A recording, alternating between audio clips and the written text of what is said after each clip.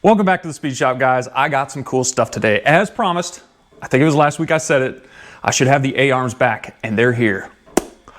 Now, I got some other stuff going on today. I got engine parts. In fact, I think today I'm gonna start putting the bottom end together. So I'm gonna bring you guys along with that, but I'm also going to be assembling these front A-arms. I've got a set of Gibson A-arms. I can't thank my good friend Jason enough for sending these to me. He just sent these to me. They were powder coated black. They were set up for, I think they were gonna go on a desert rig, but he sent them to me instead so that I could use them. And now I've got them freshly powder coated by my man, Tyler Van Horn down at Powder Tech 2 here in town in alien silver. So these are a set of +2 Gibson arms. And some of you OGs know about that Gibson name. They haven't been around for a very long time, but you can find them sometimes. I think K&K ATV used to sell these a lot. I think that's where these actually came from, where some new old stock maybe sitting there on the shelf. But I've got these Gibson arms now. They're gonna go on War Rig, and they're gonna be a sick setup. But this alien silver should match the frame and everything else, and all the brushed aluminum parts I'm gonna be using should bring back that OEM look. But I'm inching ever so closely to being done with this thing. I think after these arms, the only thing I don't have beyond that to finish this project is shocks and Nerf bars. That's about it. Shocks are gonna be the big ticket item. I'll get there. I'm still finding a way to save up for them. By the way, all you guys buying shirts, thank you very much, because that's keeping this thing afloat. And the double XLs will be shipping out very soon. So without any more further ado, let's get back into building this thing. Now, because these are no longer being made, I think they went out of business 2010, I'm pretty sure. We've had to find a way to source those heim joints that come in these things, and the upper heim joints, the lower heim joints, and the vertical pins. That's the difficult part. And what I mean by vertical pin is this thing right here, just like Roll Design uses, except these are a different style, a different design than Roll Design. No pun intended there. These things right here, this is the hard part to find. We think we found American Star ATV, I think they're up in Las Vegas. They actually still make stuff like this, so we can still find these vertical pins. They still make those vertical pins, and then we found the right size heims that press in. These are the ones I had to pull out because they were already in there, but these heims right here, you can find them at FK rod ends. Same with the upper heims that thread in. So, they are still rebuildable. We're finding pieces to make these things work, because I know after, I think, going out of business 15 years ago, you're not gonna find parts for these things just laying around. So we've had to kind of source those. And then the other thing that was hard to find are these bushings right here. So these bushings go in right there, and then they have a little pivot sleeve in here. They're all like Delrin type material, and they press in from both sides, and then you run your pivot sleeve in there, grease everything, and that's your pivot point. These are a specific size. Every A-arm builder back in the day had different designs, different diameters and things like that. So we had to go and find bushings. Jason somehow was able to get these made so that we can continue using these Gibson arms. So hopefully we can keep these things alive for a long time.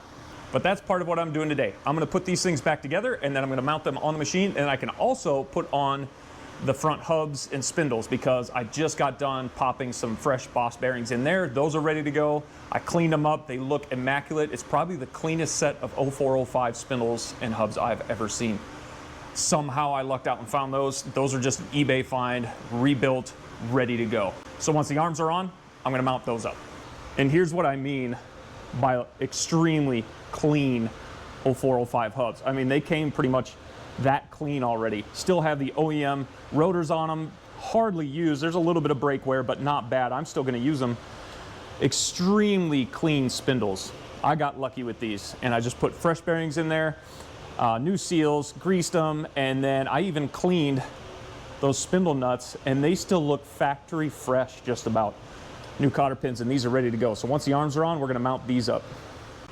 You may have caught a little detail in there. I said 0405 hubs, and some of you might be saying, wait a minute, aren't you building a 2006 plus engine and frame and swing arm and all that stuff? Yes, I am. However, the 0405 spindles and hubs handle better. Something in the geometry of the 0405 hub was better than the 06 Plus. For some reason, the 06 Plus spindles and hubs handled kind of sluggishly. The 05s handled much better, hence why Lone Star builds the DC Pro arms with the DC Pro spindles. You can use 05 hubs on there, the 0405 hubs, or you can use 0405 hubs and spindles on the DC Pro arms because the handling is just so much better. The DC Pro spindles are different because they're LTR, so they're built after the LTR, but the 0405 also works on there. So I'm gonna go with the 0405 because I was able to get a hold of a whole set of spindles and hubs for half the price of a new set of DC Pro spindles or LTR spindles from someone else. So we're gonna run with that. But it should work out really well. They're a great example. Those ones are really clean. They're gonna handle really well. Now, first things first, I gotta go through and chase these threads. I've got a tap and die set here. I'm gonna chase these threads to make sure I don't have any leftover powder coat. Tyler did a really good job of blocking off all the threaded portions, and you can see these areas where the heims are gonna go. He did a good job of blocking it off so that we didn't get a bunch of powder in there, but there's still some residual stuff, some dust, things like that. You can see where it melted in there just a little bit when you bake them. So I'm gonna go ahead and clean those threads out so we don't get the threads of the heims stuck in there, because that is extremely hard to get back out. Sometimes you end up snapping them because they get so seized in there from powder coat in the threads. Not too bad. He did a really good job cleaning those out. There, you guys might be able to see it a little bit better. There's little chunks deeper in the threads. I want to make sure I get all that out of there so we don't bind up any of the threads on the actual heim. Now that the threads are chased, we're gonna thread these in, our upper heims. They're already loaded up with anti-seize, thanks to Jason. I know the importance of that stuff, so we're gonna put these in, make sure we got our jam nuts on there first. These are going in nice and smooth now. And the next step is going to be putting our other heim in here with our vertical pin. That's just this guy. And then it'll have a circlip sitting on top after this is pressed in there that basically just holds this whole thing down in there. I don't know the size of this circlip right here, you guys might ask, but it looks about the same size as the Honda steering stem circlip, the one that holds in the bearings on the bottom. Roughly that size. Come on. Help me to help you. There we go. Snapped in there. Now, for the sake of time, I won't sit here and do every single heim in front of you guys, but I will show you guys those bushings I was talking about, the Delrin bushings, because those are kind of unique. So these guys right here, yes, they have a little bit of anti-seize on them already, but you can't just go to Liger's and pick up a set and then they'll fit. I don't even think the Alba ones do because they're very specific, but they should be fairly easy to press fit by hand. There we go. And I've already kind of shaved some of the powder off here so everything sits nice and flush because some of it was a little bit jagged, but got one bushing in on this side, pop the other one in. And I did run a Dremel through there with a little bit of sandpaper to clean up anything that might be inside the arm here. Ooh, that is tight, which is good. Sit nice and tight, and then you take one of your pivot sleeves. These are pretty typical on most models. You just slide that pivot sleeve in. That's how it goes in there. All I'm gonna do is make sure, I'll actually probably pop this one back out, but just make sure each one of these is greased up before I put it the rest of the way in. So I'm gonna pop this one back out, but I'll grease them up, put them all together like that. You guys will see it when everything's done.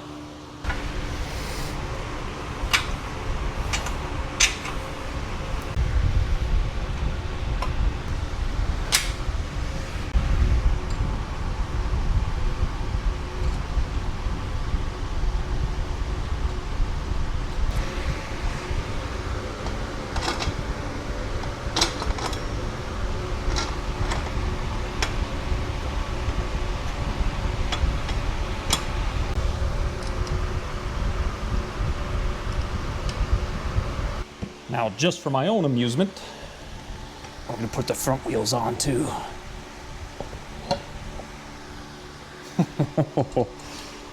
That is the look. This is gonna be so sweet when it's done.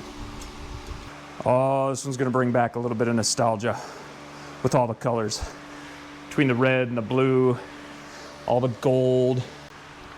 Oh, it's hot in here. This heat can off. Didn't Yoda say something about that? Like, heat leads to suffering. Or something like that. Anyway, that's gonna look really cool. Pretty much done with the A-arms and all that stuff. That's just gonna sit there until I get shocks anyway, and I'm probably gonna get some new hardware because the stuff I have is from Ace Hardware and it doesn't really fit that well. But I think it's time to move on to the engine. Now, over the past 4 or 5 years, I've kind of learned to become a bit of a hoarder, and I mean that in the best way possible. And what that means is that I've just started hanging on to parts. Over time, I buy parts, used, refurbish, I buy brand new, but over time, the parts just kind of trickling in. And I have a few reasons for that. One, because at some point, these parts are no longer gonna be made. Honda has already pulled back their production of 0405 parts. That stuff is done being made, or finding any OEM stuff is very rare. In fact, I think it's all new old stock at this point, a lot like 250R things were for a while. These 06s are next on the chopping block. So I buy new OEM parts in bits and pieces over time and just kind of hang on to them. For instance, these cases right here is a brand new set of 06 Plus cases that I bought off of Chase Cunningham. Some of you guys might know him. He works at United Motorsports. Used to be Lexington Power Sports, I think, over there in Kentucky. And I bought these cases off of him 4 years ago. So they've just been sitting on the shelf for a rainy day. And guess what? It actually rained today in Arizona, of all things. But I've been hanging on these cases, and I think now is a good time to pull them out and use them.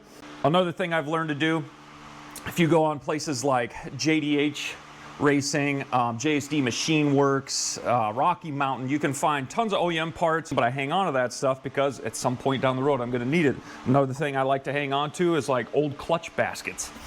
The old clutch baskets that have the gear on the back, I'll save them because I can use that gear on the back for new Hinson baskets. So that's just one reason. I also buy new OEM parts from like Rocky Mountain and stuff like that, and just bits and pieces I know I'm going to need eventually, and just kind of collect them. So here they are.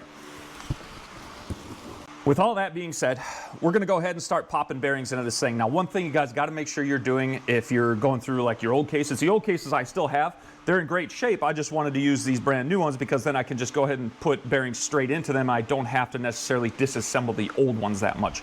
But there is one thing you are gonna need to do. Go through the entire engine, pull these out. These are all the bearing retainer clips. Now, these ones in particular are for like your main bearings for the crank.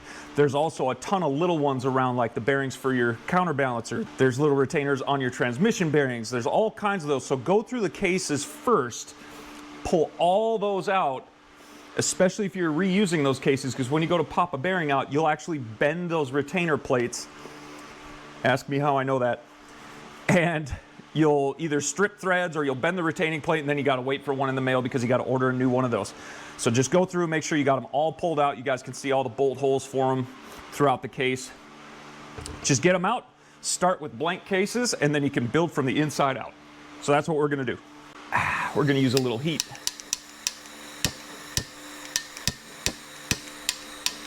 If I can get it.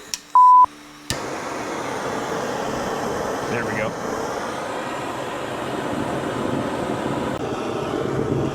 And all I'm going to do is I'm going to heat up these surfaces where the bearings are going to go, because I've actually got the bearings hanging out in the freezer right now. Freezing them will contract them a little bit, and heat will expand the case, so you should be able to pop them in by hand, basically, which I'm hoping to do.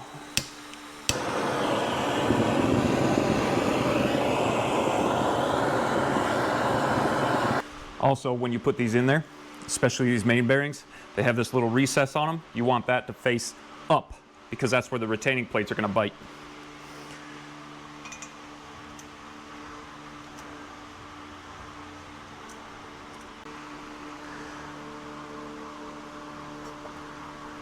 There we go. Now, how do you know that your bearings are set all the way? Well, take your little retainers, place them in their spot. You should be able to slide them back and forth over that lip. There should be no catching. That's how you know that these are set and flush, and you do it on both sides. There we go. It's not catching on the lip. It's sitting flush. And by the way, the retainer plates for the main bearings, they have two different types. So there's this side, which would be the right side of your case. Then there's the non-marked, which seem a little bit thicker. They go on the left side of your case, or the stator side. I'm gonna go ahead and set the rest of these bearings in there. I'm not gonna drag you guys along with that. Just make sure you try to freeze your bearings, use a little bit of heat on the case, be gentle, don't go overkill on them, but set the bearings, make sure you put all the plates back in, and then go through the Honda manual and you torque all those little bolts down with the retainer plates. I think it's like 9 to 12 foot-pounds depending on which one it is, but I'm gonna go through the rest of those, and then once I'm done, I'm gonna start putting parts into this thing. Now, here is a little piece, a very all-important piece that you don't want to forget. See these two holes right here? That's for this guy. This is a little oil jet that basically faces up and shoots oil at the bottom of your piston and your wrist pin and all that. You do not want to forget that. So this keeps that rotating assembly nice and lubed up there, because down here the crank is taking an oil bath. Oil sits down here and basically the crank runs through it, but then this guy will aim up and shoot oil at your piston and your wrist pin. All right, and it only goes in one way, so you can't really screw it up. And we'll tighten this guy in there.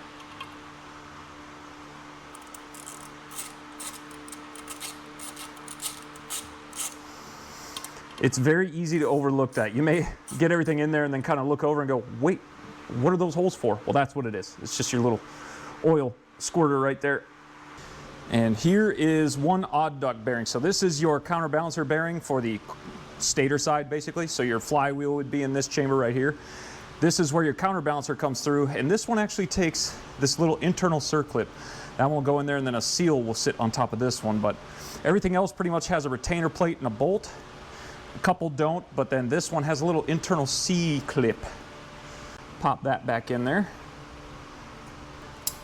There we go. And then here's our fresh counterbalancer seal.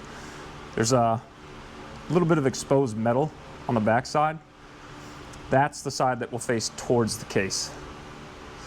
All right.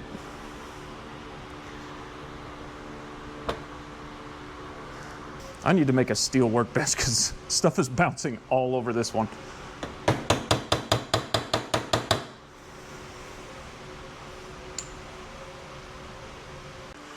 And for your counter shaft, you've got set plates for that bearing as well, but they're these odd beveled set plates.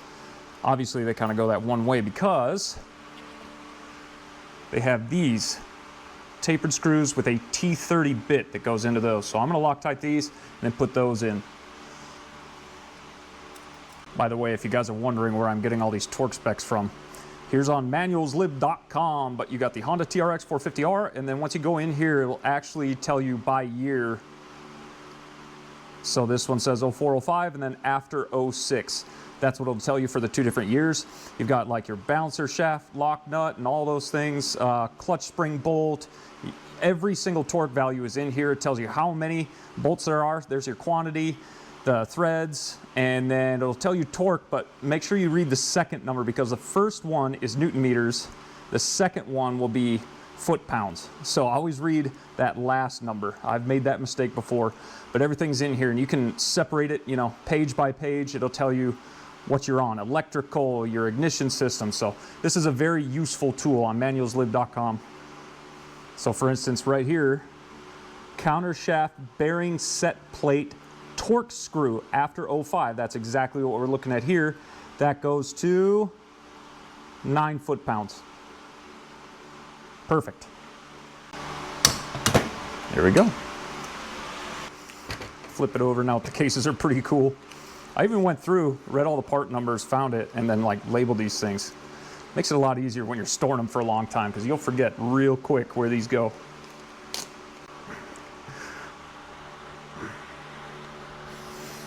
Oh, nice and stiff. Since we're on this side, just gonna go ahead and drop the neutral position sensor in there. Not even sure if I'm going to be using that wire because I won't have any lights up on the dash, but this is also a good plug.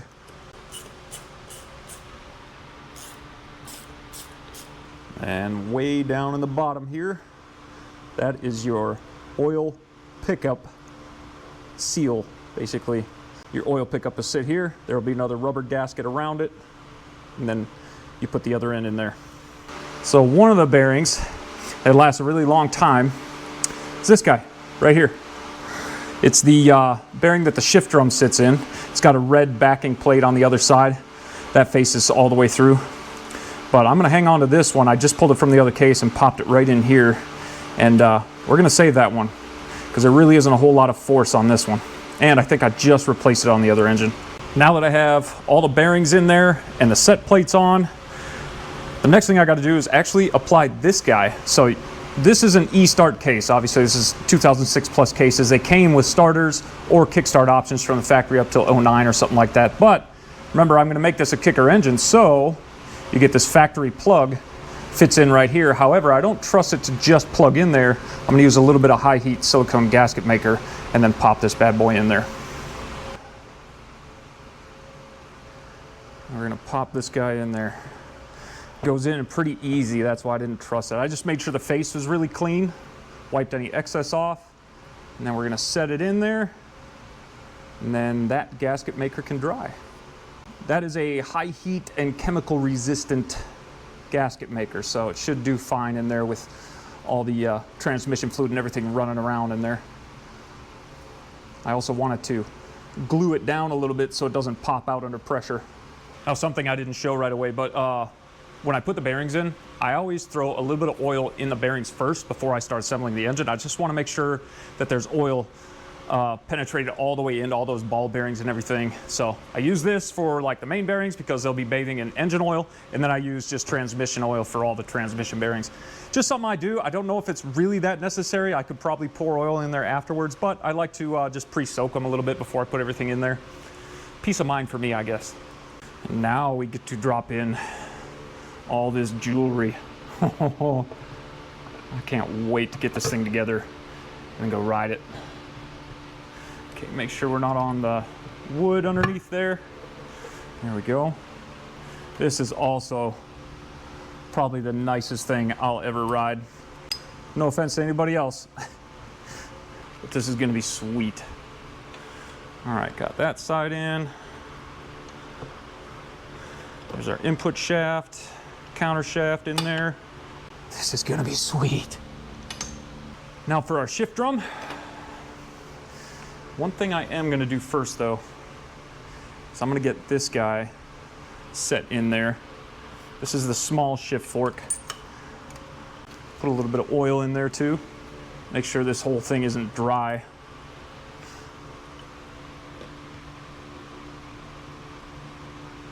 And then, shift drum sits like this.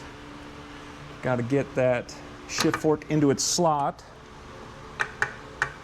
There. I should see it moving. That shift fork is now home.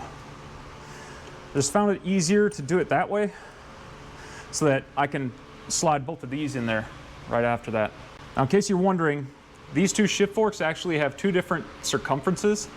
You'll find that once you go in here, it will only go in one way because one of these shift forks won't sit all the way down. It's too small to fit over the larger diameter in here. So you can just kind of play with them back and forth until you get them right. We'll start with that bottom one. Ooh, let's do this. A little bit of oil in that journal where it sits. And then this guy should go down here. And then it gets into its slot. If I can get it up there, come on. There we go. Get that guy in his groove. And then this is what I'm talking about. If you got those wrong, oops, come on. You will not be able to get that stud down into its journal down there. These wouldn't line up. One would be backed out because it wouldn't fit in there. So Here we go. Get some oil worked in between all the gears that mesh. Oh, I can tell just from spinning that by hand that is going to be so smooth. Can't wait to ride this thing. Now, one of the reasons why I'm assembling it with this case half first is because there's a little recess right here that your oil baffle sits in. It only goes in one way. However, when you get it in there, it should be just a little bit snug. And it should hold tension. However, the other half of the case, it's not recessed around the edge for that thing to sit in. This just sits right up on top of that seal and kind of pinches it against the other side of the case. So if you try to set this side down and do everything the other way, it's kind of a pain in the butt because that little baffle will shift around on here and it won't line up perfect when you're trying to get the other half of the case on. So I just find it easier to go from this direction. Okay, and here, let me get that oil pump off there. When it comes to gaskets, I like using OEM. Nothing against other gaskets. I think I've used Nomura gaskets and maybe some Pro X or something like that. There are some other gaskets I've tried. I like OEM the best. Not that it seals any different. It's just that it's cut perfect for this thing. So everything lines up just right. Other ones can be cut off just a little bit. And if you guys look right here, you guys see those little black lines. The stock ones are permeated with like this rubber seal as well. So they do a really good job of sealing up. Now we'll put the oil pump on. That's gonna live right there. And let's get some of our engine dowels back in.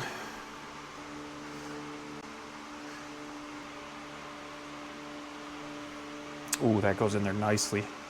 Everything looks like it's lining up just right with those dowels. So we'll get the other case half. Now let's line everything up.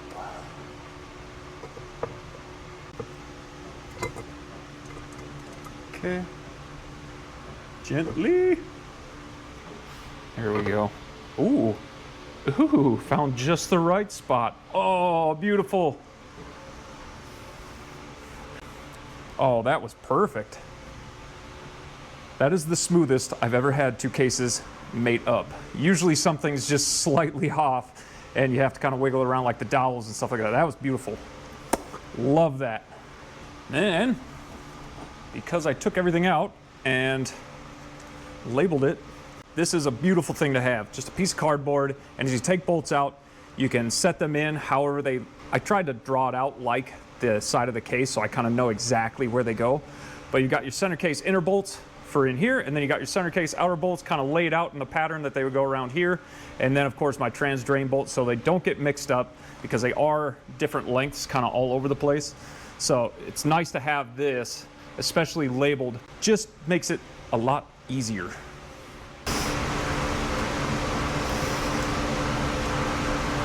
And now this one right here is particularly special because that's the one that holds the oil pickup.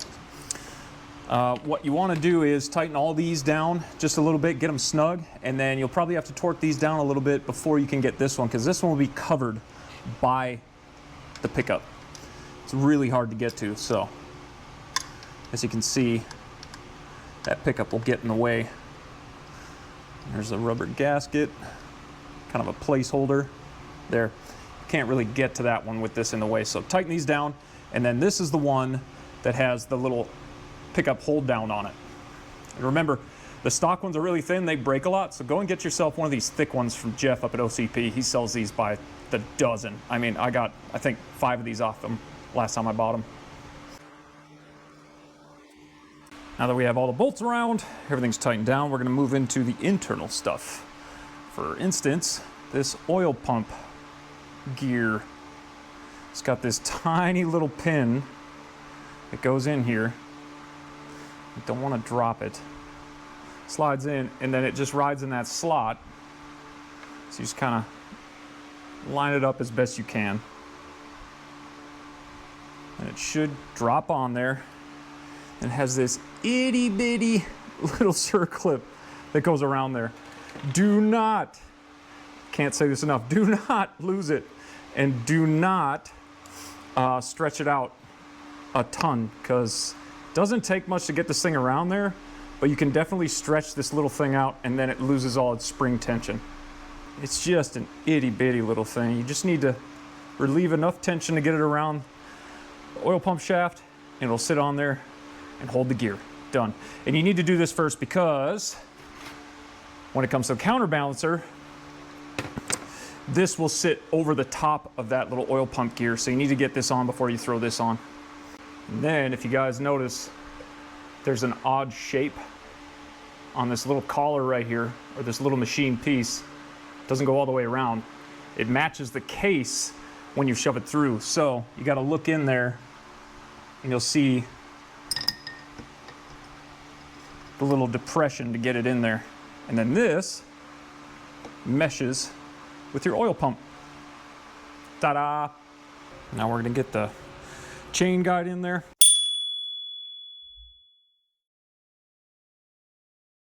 When you guys put this in there, there's this little collar that comes out. Make sure it goes on the back side and sits against the case. Get that around there, because the next thing that's gonna go on is the cam chain guide, or this little retainer here. It's kind of like a baffle plate. All I know is it sits underneath the cam chain here, and this all needs to go on before you put your flywheel on. Otherwise, you're going to cover all that up and you won't see it. And you got your flywheel key. It's just that little piece, slides right in there.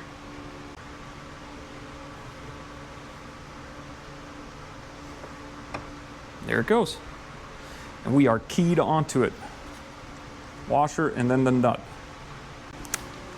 And the nut itself should be a 17. Yep. There. See that slide over the key? Now we're all the way down. I'll wait a little bit. I'm going to torque this down a little while. I just realized I had my microphone off for most of that, and I was sitting there pointing at stuff and talking, and nothing was transmitting. Great. Anyway, what I was saying was, since we've got everything internally in there and we button the cases together, they're pretty much done and set. I'm going through all the external stuff, all the gears that need some timing to them and stuff like that. So I'm just going to show you guys real quick what I did, and then I'm going to continue on. Some stuff's a little bit unique as well. So down here, you have your crank gear set. All right, everything that's attached to the end of the crank. This inner gear will sit inside that seal, and it has a dot on it. You have to kind of work it into the seal back and forth so it sets in there, and then that dot will line up with a corresponding dot on your counterbalancer. And the teeth mesh exactly straight so that they're together. Now you're in time. Then there's a little sleeve that goes in here. It takes place of what used to be your starter clutch and starter gear and all that stuff that ran up here and meshed with all your other starter gears. All that's gone. Now we're just down to that little sleeve. So you can see we got rid of all that rotating mass on this thing. And then the last thing is this crank gear. It has a dot on the top of it right there. It's basically a hole, and it lines up with the top of the crank. There's a couple missing teeth on the inside there. That's by design, so it lines up with the crank a certain way, and then you just tighten this thing down with that giant copper washer. Then over here you have this gear, which is basically just an idler gear for your kicker gears. I think it just meshes with the other two sets up here. Those are sitting back there. It just sits on here with that little sleeve in it. Sits right on your counter shaft. And then I put a little bit of blue Loctite on here, and this is a retainer. Now I think this is specific to 06. I think the 05 has a slightly different retainer on it. You can't just go and get an 05 kicker set off of some used bike somewhere. It will not fit in 06, not exactly. There may be some gears that interchange, but the kicker, I think it's called the spindle shaft, that is longer on an 06. The cases are different width, and some of the other gears I don't think mesh up just right, so you can't just one for one them. They're actually a little bit different.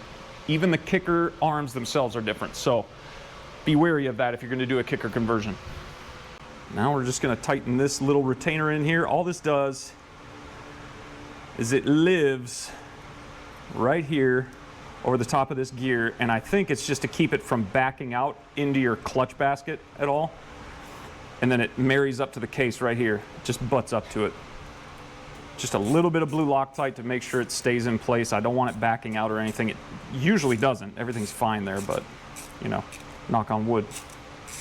Once you get everything internally set on these engines, I gotta say, it speeds up pretty quick. Once you've got all the bearings set, which seems to take the longest, then it's just meshing gears and sliding everything on in the place that it's supposed to go, and that's pretty much it. Then you go through and you torque everything down. Now I've got this little guy right here. This goes to your shift drum. It's got a little notch on it, corresponds with that little button. Make sure we're lined up on it.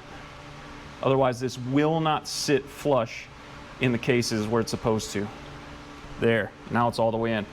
Now this, you definitely want to use some red Loctite, and I think this gets tightened down to 16 foot-pounds in there. You'll rotate it all the way until the shift drum stops, because it will basically shift all the way through and then hit that last notch. Then it should be tight enough that you can actually torque that down to 16 foot-pounds. And I want to get that torqued down first, because everything will layer on top of it and you won't be able to get back to that bolt. It even says to give it a decent amount of red Loctite when you get it in there. You'll probably need a deep well socket as well.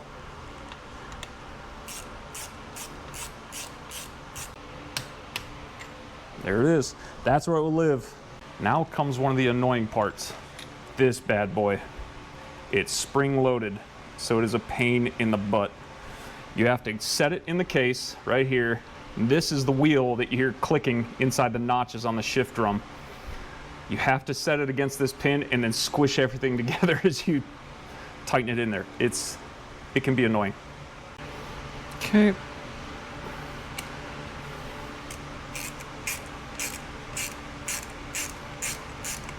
And now you should be able to hear that thing working. Ready? There we go.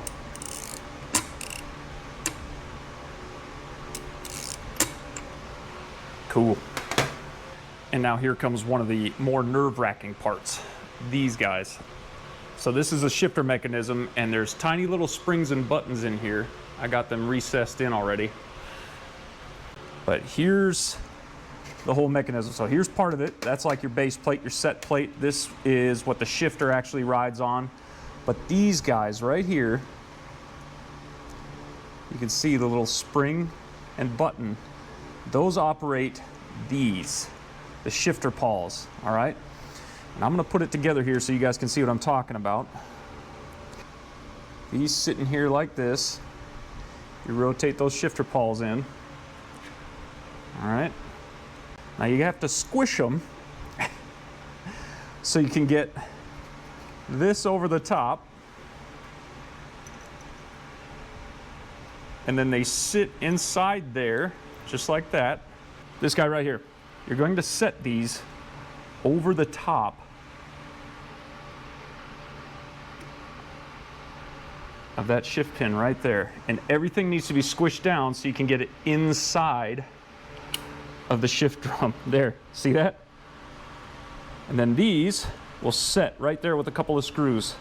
But this is the actual shifter mechanism that rotates around. When you have the shift shaft on there, it will actually push this up and down. And here's your last piece. That sits right on there and rotates. Whoops, you don't want that coming off. Sit right here and it rotates with the actual shifter, which I'm gonna go grab now. And what I actually did was I went and bought a fresh OEM shift shaft, because this one right here, even though it's probably still good, you guys can see at the end here, it's starting to get grooves in it. That's from the rubber seal that it sits in on the other side, but it's also chewed up right here from rocks and debris and stuff getting into the case saver. I have one of those big DRW case savers, and most of this sits encased in that. Well, it starts to collect a little bit of rocks and dust in there, and it gets eaten up and chewed up from the seal as well. So you start to lose a little bit of that seal, and this sits at the bottom of the case, so you start to leak oil by it very slowly. So transmission fluid will actually start leaking by it. Figured let's just start fresh with a new one. They're pretty cheap. Now, of course, it's not as simple as just shoving this thing in there, because, of course, there's springs and retainer clips and washers that we need to put on there. So I'm gonna move all that over right now. And that spring is strong, so it freaking hurts when it snaps you in the fingers.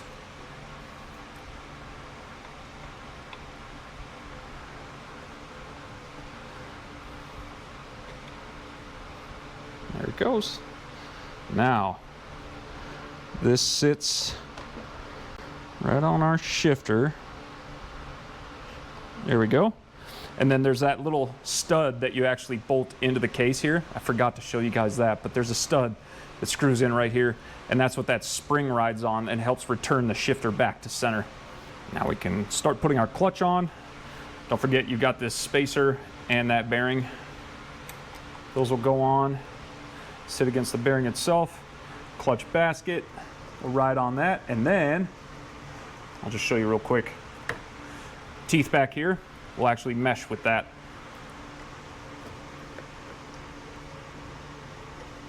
There we go. And then it'll sit all the way on. Now, you can see we've got the depth set for this gear because of how it's oriented on the crank itself. You can see it's got the correct set of mesh now. It's got the right depth on there so everything lines straight up without being offset or something like that. And then back there you can see the other gear lined up with the clutch basket. Now everything's in time. You see it'll start to move the crank. We're getting there. Next we have our massive thrust washer. Sits right in the middle there, followed by your clutch hub. Just got to line the teeth up. After that, we're going to put on our washer. This is the bendable lock washer. Put that directly up there against the hub. Then you get this washer right before the nut. Now I've seen people do it where they put that other washer on the back side of the bendable lock washer, but in the 06 and up, I know you should do it this way because then you get those teeth that sit down around these little spines on the clutch hub. They actually fully engage. If you have it lifted off, you're only hanging on by just the end of that little tooth on there. So then that will get cranked down to 80 foot-pounds. And I figured, since we're in here, it wasn't terrible, but we're gonna replace the old one just because these start to get chewed up over time. After you take the clutch off, put it back on so many times, it's just not a bad idea to replace these. So, fresh one on there. And unfortunately, I'm gonna have to stop right there on this video. Oh, come on! I can't really go any further because I'm actually waiting on a bearing for the outer case cover that holds the kicker gears and things like that. So there's a little bearing that you have to press into the case. I wasn't able to get it out of the old without wrecking it, so I left that alone. I got a fresh one coming. I'm also gonna put a new water pump rebuild in there, but the whole bottom end is pretty much assembled. There's just the little things that will go on after that. Then we can start buttoning this thing up and getting it into the frame. I was hoping to get that done this video, but I'm still waiting on the cylinder head and the carb to come back anyway. So I showed you guys most of the bottom end. Pretty much all the big stuff is done. The cases are together, got all the big stuff on. After that, we'll knock out the kicker and the water pump and the top end, and we'll put everything on and then into the quad. But until then, I hope you guys enjoyed this video. At least it should be informative. I hope it was. This is mainly the way I do things. I know that there are other engine builders out there. There are many engine builders out there, and there are more professional engine builders out there. I'm just a professional do-it-myselfer. And that's just the way I do things. But at least follow all the torque values that come in that guide. Like I showed you guys on the phone, you can pull it up on Manual's Lib, or you can get the climber manuals, whatever it is. You can do this yourself. So we're at this stage right now, but I cannot wait to get this freaking engine done because this is going to probably be the nicest running engine I've ever built anyway.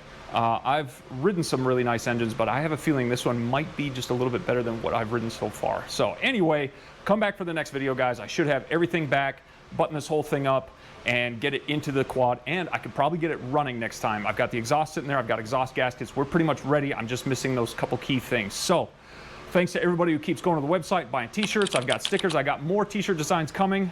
They're actually sitting with Josh over at Mr. Ink right now. We're gonna be working on those, should be really cool. And thanks for coming along on this video, and I'll see you guys next time when I get the rest of the stuff on there.